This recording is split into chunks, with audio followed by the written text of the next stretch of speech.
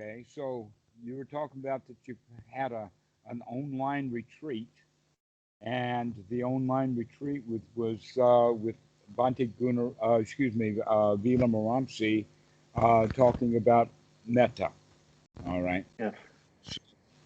we can first off talk about metta as wholesome thoughts. If you actually have thoughts of metta, those thoughts are in fact wholesome. Hmm. And that the teaching of the Buddha is that that's the first job that we have is to get the mind secluded from the unwholesome things into wholesome. And so you could say that metta would be then a classification of wholesome thoughts. And in that regard, that's okay. Um, Another way of thinking about it, though, is that it is better to get um, the mind straightened out and get the mind pure on its own in seclusion and in private, in our private practice. And then metta is going to be what we do with the world on the outside once we get the mind cleaned out. That's Hmm. another way of looking at it. That metta is always around or concerned with other people. But another way of looking at it is metta and the rest of the Brahma Viharas is something that we do with the world outside. If we can clean out the world inside, then we can deal with the world correctly on the outside. If we are in fact not cleaned out on the inside, then our practice of dealing correctly with the world on the outside is in danger because we haven't gotten things really cleaned out on the inside. So you could say that that metta would be kind of a beginner's practice. We're just working with getting the mind wholesome. Hmm. And one thing that we have to understand also is that uh, kind of metta by its nature is an active kind of thing. It's not passive in the sense that we're actually wanting to share metta. We're wanting to radiate energy. We're wanting and intending to do something that's going to help other people on the outside. So there's that quality of actual hands-on or skin in the game, which is correct, as opposed to passively watching. Hmm. Again, an example of that would be playing a video game, and there would be two ways to play it. One is you're playing the game yourself. You've got the hand on the mouse. You're moving the cards if it's a card game, or putting in the numbers if it's Sudoku, or moving your little icon around in the various places to do various things in the game. That's one way of playing the game. The other one is to just merely watch someone else play a game. If you're watching someone else play the game, but you're not actually involved directly with the game, then that game doesn't hold so much for us, and the mind can wander away from it. We can get distracted very easily. Hmm. And so we want to operate in a way so that the mind does not get distracted. And so that means that we actually have to play the game or have some skin in the game. Now, besides just the thoughts, we actually have the entire satipatthana, the entire system, that it's not possible for someone to say, okay, I'm going to meditate now, but I'm only going to meditate on feelings, and the body and the mind's objects can stay in the bed. No, can't do that. We can't separate that out. That when we go in, we got to bring the whole thing in, all of the body, all the feelings, all the mind, everything. So if we're only just putting metta as a mind object, then we're not having a complete practice. that actually Bhikkhu Buddhadasa has said that the Buddha only taught one kind of meditation, only one. And that kind of meditation that he taught was anapanasati. But that anapanasati actually incorporates all of the other stuff. You could basically say that most people have a collection of tools that they have picked up. Like maybe this year they bought a hammer, and next year they bought a wrench, and next year they bought a screwdriver, and that. And that's different than anapanasati in the sense that some people will go to a big department store like Sears and buy a tool set. And that whole tool set's got all of the tools in it.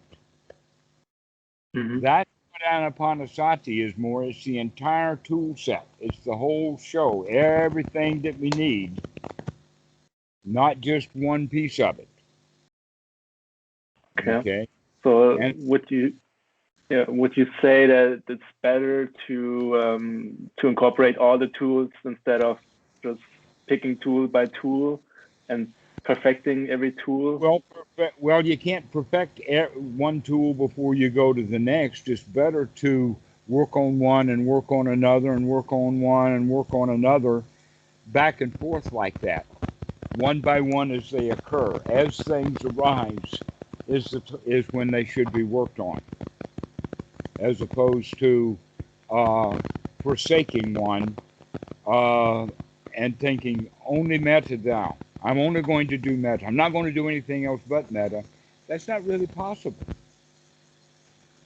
That's like saying, I'm going to do metta, I'm going to stop breathing. No, we're going to continue right on with our breathing, but we can work together with that. As I breathe in joy, and as I breathe out, I radiate that joy to others. That would be a form of metta. Mm-hmm. Okay? But breathing in joy and breathing out relaxing would be basically the same thing, because both of them are wholesome. Making sure that we have wholesome thoughts in the mind, but also not just taking the effort that it takes to remove unwholesome thoughts and put wholesome thoughts in, but we also want to do that with the breath so that we can actually take control of the breath and begin to breathe correctly, as opposed to breathing in whatever old slipshod way that the nervous system and the reptilian mind has us breathing, because that's generally very conservative, very shallow. And so we want to actually breathe deeper so that we can oxygenate the body. And so you can incorporate metta with the breathing. Mm-hmm. Okay? So part of one mind moment would be that you would take having wholesome thoughts and also taking wholesome breaths. This would be what the Buddha calls right effort, to take the effort to have only wholesome thoughts. Only wholesome thoughts, one after another, after another, after another. Also, the Buddha talks about becoming secluded from unwholesome states and being secluded or away from the world. So it's actually then, to instead of having metta or talking about may all beings be happy, which is a pretty big job. Big job to make everybody happy. Let's start with a job that we can have, and that is that may I be happy. May this happiness get started right here. If there is no happiness here, then how can that happiness spread and radiate outwards? Mm-hmm. So we have to generate that happiness. We have to generate that joy. We have to generate that metta for ourselves. And one of the ways that we see that we don't do that is by having critical thoughts of wanting something. That in fact, wanting the world to be happy when we know the world is not happy is a kind of a hindrance. It's better to be successful. Yeah. Okay. How would you I have a question. Okay. How would you categorize like something traumatic or something in the past that where you experience a lot of pain? That's probably an unwholesome thought, but how do Absolutely. you deal with that? It's Don't think about that stuff if it's painful. Throw that out of the mind. Perhaps substitute the thought of pain with, hey, I don't have to think about that anymore. Thoughts of, that's not who I am now. I've made a change. There's no reason for me to go back into the past and remember something that was painful in the past, because if I do, it's now going to be painful right now. Why should I suffer now? I've already suffered enough in the past with it. And if I Mhm. think about it tomorrow, then I'll suffer tomorrow. Better just to forget about that stuff, to not deal with the past, to stay with the present moment. Now, that's not to say that by forgetting the past, we are doomed to continue to do that. That in fact, part of the forgetting about it is to take on the determination or the decision, that's not who I am. I don't do that anymore. If that caused pain in the past, it'll cause pain in the future if I do it in the future. Therefore, I'm going to renounce it and not do that anymore. This is why we use the word renunciation, but we're not talking about renouncing things in general because they might be dangerous. It's better to think about it in the sense of we renounce one thing at a time as we see that thing dangerous. And so we renounce that behavior. So if I hit my dad when I was 15 and I think about hitting my dad when I was 15, I can say now I don't hit dads. That's not who I am now. That's who I was then. And when I hit my dad when I was 15, I thought it was the right thing to do at the time. But that's not who I am now. Now I can see that that was a very unwholesome thing to do, and I would not do it now. Therefore, I can forget about the fact that I hit my dad when I was 15 because I don't hit people now. That's not who I am. That's not me. And Mhm. so this is also part of the process of recognizing that you're not who you thought you are. You're not your past. A lot of people will say, well, who am I then? And that's not even the right answer, or that's not the right question. The right question is not who I am now, but the right question is, who am I not? I am not that behavior. I am not that bad behavior. I don't do that. I refrain from that kind of bad behavior. And so we can forget about that past. And now we can bring in, instead of being critical of the past, we can bring in nurturing. Everything right now is okay. Everything is fine. Everything is, I love things right now. I feel really kind towards everything. That I have that loving kindness towards myself. This is the way to begin to practice, is to have only wholesome thoughts. Only wholesome thoughts. So basically about right now, I don't have to worry about being happy with someone else next week when I see them. I can work for that week being happy right now, and then when I see that person, I will then be able to give them the metta because I've been practicing it all week. So rather than thinking of metta as a form of meditation, rather just think of metta as one of the kinds of wholesome thoughts that we would have while practicing anapanasati, Mhm. is to keep the mind wholesome, keep the mind um, into a state of one wholesome thought after another. This is the very first thing that needs to be done. And you could say that a metta practice taught by Vila Moamsi is in fact correct practice, because he's basically instructing to have one wholesome thought of metta after another, which is a much superior method of practice than what you would call a noting practice, where the noting is done without cleaning out the mind. In other words, having metta practice and doing the noting of the metta practice would be good. That would be wholesome, beneficial, to actually not just do metta, but know you're doing metta, recognizing how you feel when you're doing the metta, to experience the enthusiasm and the joy and the bliss of doing the metta. That's worth noting. But other meditation systems will say, well, just pay attention to whatever there is. Just note what is. Well, if they note what is, that means without being able to clean out the mind, they're noting a bunch of garbage. Mm-hmm. Okay?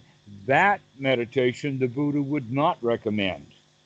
He would not recommend noting garbage and having garbage and unwholesome thoughts. For instance, how good is your metta going to be if, let us use the word Jim, Mr. Jim, a friend of ours, and you have the wholesome thought, may Jim be happy. And then we'll have another wholesome thought, yeah, but he said a really dirty remark the other day. And then we say, well, may Jim be happy. And then we says, but I don't like what he had to say. And then we say, may Jim be happy again. Okay, so you see wholesome, unwholesome, wholesome, unwholesome, wholesome, unwholesome. That's normally how the mind goes. To practice real metta means that we have to remove all of the unwholesome thoughts and have only wholesome thoughts in. Then it's really metta, then it's really wholesome, because it's one wholesome thought after another. And that we do that with sati. We have to remember one wholesome thought after another. We have to remember to do that. This is why the breathing is so valuable, is because the breathing will help to anchor us back into the present moment, to help us remember to have these wholesome thoughts. That in fact we can have wholesome thought, unwholesome, then another wholesome, and then two unwholesome thoughts, and then another wholesome, and now three unwholesome thoughts, and now a wholesome, and now with nothing but unwholesome thoughts. And so we use the breathing to break us back to the here now, so that we can begin to make that a long, deep breath, to put some skin in the game, to actually make this an active meditation, to actually take control of the breathing. If we can take control of the breathing, then we can take control of the mind. Mm-hmm. And so this is why we put the mind and the breathing together. And if we can take control of the mind and take control of the breathing, then we can begin to take control of the feelings. In other words, if you can, with metta practice or with any other wholesome thoughts, talk yourself into feeling good, then that's remarkably different than the way we spend our whole lives with unwholesome thoughts of talking ourselves into feeling bad. And so any bad feelings that we have are because of the thoughts that are unwholesome and not friendly. That you can think of, in fact, that metta thoughts are just friendly thoughts. Thoughts of joy, thoughts of well-being, thoughts of happiness. And if you can have those thoughts one after another, then your mind is in a really healthy, wholesome state. Mm-hmm. And then you can actually practice metta when you go out into the world, that you really do want others to be happy, because you're already in that state of happiness yourself. It really is hard to give a gift to someone when you do not have that gift to give them. And that's what metta is all about, is that we cannot give something that we don't have to give. So we want to make sure that when we give the gift of metta, we've got plenty of it in reserve. You've got a ton of joy, so that we can keep giving them joy and keep giving them joy and keep giving them joy, no matter what they're giving back to us. Normally we give a little metta and a little metta and they don't take it, and then we get confused and unhappy because they're not accepting our metta. But if you have metta, a lot of it, then when people, you give them metta and they don't take it, you can just give them more and give them more and give them more. And pretty soon, let us say that you're dealing with someone angry. If he's angry and you have only a little bit of metta, then his angry is big. He's going to help you get angry. But if you have tons and tons and tons of joy, tons and tons and tons of metta, then when he's angry, you give him joy. He's still angry, you give him more joy. He's still angry, you give him more joy. And pretty soon he begins to come out of his anger and you give him even more joy. Mm-hmm. And then you give him some more joy. And pretty soon he becomes joyful and he's forgotten all about his anger. But anger, as you know, is pretty heavy duty stuff. And it's really easy to get other people angry if you're angry yourself. Knowing that means that you've got to really have yourself together, really have this wholesome state, really have metta down solid before you can go share it. Because you don't know who you're going to share it with or how bad off they are when you're trying to share your joy. This is why we practice it, to gain wholesomeness, so that we can have one wholesome thought after another wholesome thought after another wholesome thought. Even when they're inviting you to start having unwholesome thoughts, you're not going to do it. You're going to stay wholesome, more joy, more metta, one more thought after another, after another, after another of wholesomeness. And that's how you would deal with metta with people. Mm-hmm. Okay? And so I would not say at all that metta practice and anapanasati practice are different from each other. No, metta is just one of the ways of looking at a bigger package of anapanasati that's just more complete. But wholesome thoughts are the absolute bedrock. If you cannot have wholesome thoughts one after another, after another, after another, then your meditation is not useful to you. And so if you can have one metta thought after another metta thought after another metta thought, your mind is getting more and more wholesome, one thought at a time. That's quite beneficial. I congratulate you. If you can stay in the state of metta, stay in the state of one wholesome thought after another, you're practicing the teachings of the Buddha. Mm-hmm. The problem with the metta is that it's a metta thought and an unwholesome thought and a metta thought and an unwholesome and another unwholesome thought, another thought of metta, and now we've just got too many unwholesome thoughts and we forget about the metta. So we can actually use the breath to help us to remember to make the mind wholesome again, to come back and practice metta. But the most important way is to practice metta on yourself first.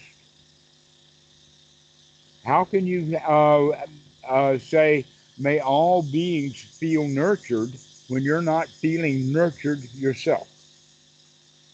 Like I say, you've got to have a gift before you can give it. Mm-hmm. So this is how we practice it, is with nurturing thoughts. Everything is okay. Everything is fine. No problems, no worries, no suffering. And so we keep talking to ourselves in this regard, and that brings up this state of wholesomeness so that the mind can go into a nice state of joy. In fact, there's Pali words for this, piti and sukha. You can say that piti is much more, it's exuberant, enthusiastic, um, uh, almost to the state, or in fact, in the state of euphoria. But a more important feeling is the feeling of sukha, in the sense of safety, security, comfort, at ease. This is the feeling of sukha, and this is the feeling that can be brought about with words that are wholesome. And so if you have metta thoughts, thoughts of metta, and it does not bring you into that state of satisfaction, security, comfort, and relaxation, then your metta practice is not doing you any value. But if you're practicing correctly, it will bring you with that wholesome thoughts of metta into a state of safety, security, contentment, and satisfaction. And that state of satisfaction is exactly opposite of the state of dukkha, which is unsatisfying. And so you can talk yourself into being in a state of satisfaction. Mm-hmm. Okay? So does that help you to understand about how anapanasati and metta meditation fit in together? Yeah, yeah, Okay. uh, it's kind of the same coin but different sides. But yeah. Well, it's the same coin in just different aspects or different light. Mm-hmm. That metta would be like shining a flashlight on it, and anapanasati would be like turning all the lights in the house on, or maybe full daylight. And now we can really see what that coin looks like. So without any metta at all, that's like being in the dark, Mm-hmm. full of hindrances, full of ignorance. Okay. Yeah. So metta is actually just one of the four foundations of mindfulness. What is that? The mind's objects. To make sure that you've got only wholesome thoughts, only wholesome thoughts, only wholesome thoughts. But with anapanasati, it's more than just wholesome thoughts. It's that the fact that the body can become completely relaxed and that the feelings change from the ordinary feelings of anxiety and uptightness and got work to do and places to go into the state of security, comfort, relaxation. And this is the things that anapanasati make a point of, one step at a time. In fact, step 4 of anapanasati is relaxing the body. Step 5 is piti. Step 6 is sukha. And step 10 is gladdening the mind. That's where the words of metta come in. Mm-hmm. So metta is only part of the practice of anapanasati. It's an important part. In fact, I would say it's the key ingredient. If you cannot gladden the mind with metta, then all you've got left is the Mahasi noting. And the only thing there's to note is what's not metta, because you don't have it.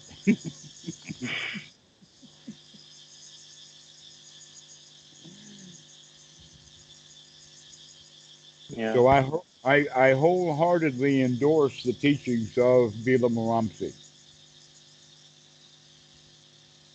Mm-hmm.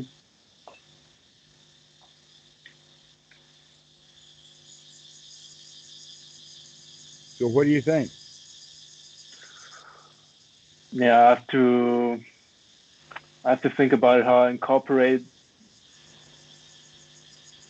I kind of want to do both, but at the same time, you have to choose at some point. No? Here's how to do No. it. Watch what I'm doing. As I breathe in, I say, may all. And then as I breathe out, beings be happy. Mm-hmm. Everything is going to be all right. Everybody's going to be fine.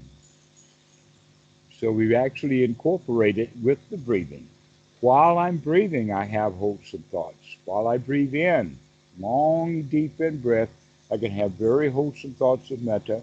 And while I'm breathing out, I can have breathe out using long, wholesome thoughts of metta. Mm-hmm. So that's how we do it together. Not 5 minutes of metta and 5 minutes of anapanasati. Oh no, oh no. We do it together. Okay. Within one in breath, we can have metta. Within the next out breath, we have metta. And like I said, metta within. Everything's going to be all right here, right now. We don't have to worry about fixing the whole world. Let's get this part of the world straight. Mm-hmm. knowing that if we've got this part of the world really straight, and we take that really straight-minded world out with us, then wherever we go in the world out there, we're going to deal with it with metta.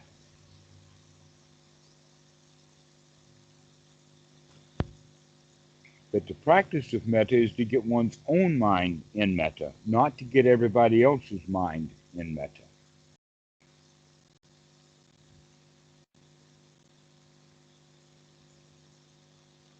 Yeah. Starting by yourself and then spreading it outside. Yeah. You got to have it before you can spread it. And if you spread it well, that means you got a lot of it, so that you can spread it thick.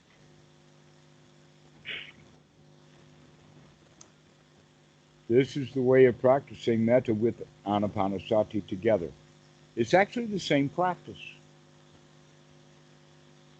But like I said, that anapanasati is a little bit more complete. Now, it's actually quite possible for someone to get metta instructions and then practice all of anapanasati because they figured out for themselves that they, in fact, the metta practice is the key ingredient. And that key ingredient is missing in many meditation systems when they say just be aware of what's going on, because what that means now is that what you're going to be aware and what your meditation becomes is meditation upon garbage, upon hindrances. So the metta is absolutely spot on that you're bringing the mind into the wholesome. Now is the time to start noting what's happening while we have a mind filled with joy.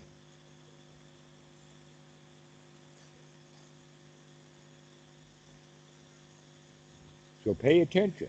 Notice what you're doing. Notice how the body feels. Notice how the feelings feel.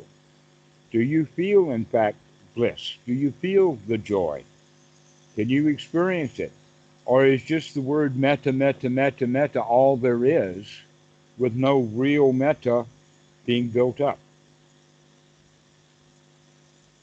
Mm-hmm. Okay? You got to build it up. You got to use the metta practice in order to get completely overjoyed, completely filled with metta, completely blissed out, joyful everywhere, enthusiastic joy, Mm-hmm. exuberant joy.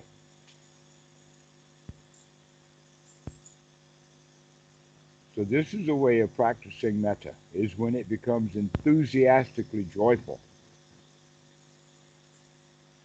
And in order to practice metta correctly, you have to be free from the hindrances.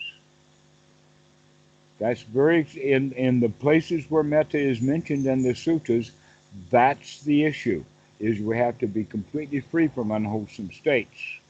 Only then will the metta be of any value. Yeah.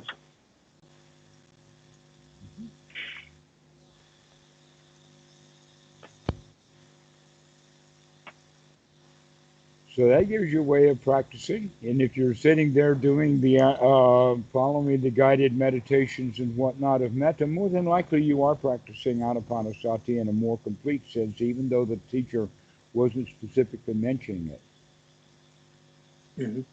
That practicing metta should bring on a state of joy and peace, relaxation, enthusiasm.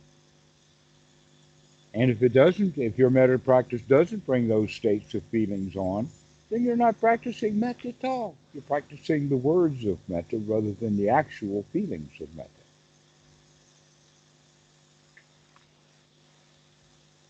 And so Anapanasati merely points out that if you're going to be doing metta and having all wholesome thoughts, the outcome of that, immediate or soon the immediate outcome, is going to be well-being, a feeling of ease, a feeling of comfort, feeling of safety and security and satisfaction.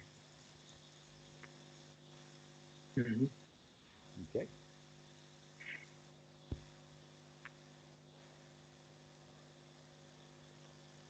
So I hope that answers your question about metta.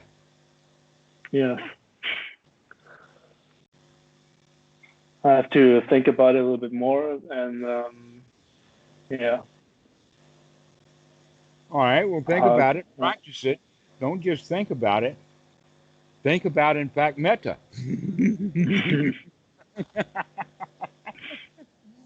Yes, go practice having really wholesome thoughts, one after another, and see if with those wholesome thoughts, if they are in fact wholesome, it winds up that you feel wholesome. Mm-hmm. Hmm. And there you go with working with the body and the feelings as well as just the words of metta. It's a complete practice when it's done correctly.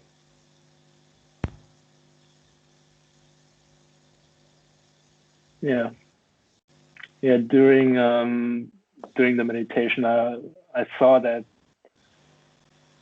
some parts, because you can't really take out the breath at all because it's so present Hmm. at some point, even with metta as the object of meditation, um, you still feel the breath at some point. So it's, yeah. Hmm. Hmm. And if you feel really good and vibrant, then you're naturally going to be breathing better anyway. Because if the mind is full of hindrances, part of the hindrances is fear and anxiety and worry and all of that. And when we're fearful, the body wants to shut down, to freeze. And so that's why normal, ordinary breathing is not very healthy for people. But metta breathing, very healthy Mm-hmm. because we're awake to it. We begin to deep breathe, take a deep breath, making that a point of sati. I remember this is an easy deep breath. And I remember this is an easy deep out breath.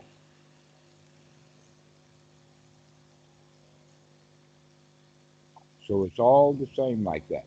When practicing metta correctly, it is anapanasati. And anapanasati, when practiced correctly, is a form of metta. Mm-hmm. And that really important issue is one wholesome thought after another wholesome thought after another wholesome thought after another wholesome thought. That's what's important.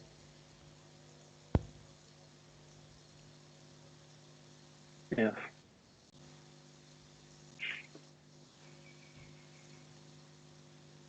Okay, so let's go practice that. Let's see how that works, all right? Yes. I'll let you know, definitely. Definitely. Oh, good, good. Yeah. Yeah. Call me back and tell me how it's going, Olivier. Mm-hmm. Okay. Will do. Thank you very We'll much. see, yes, we'll see you soon. See you soon. Bye bye. Bye bye.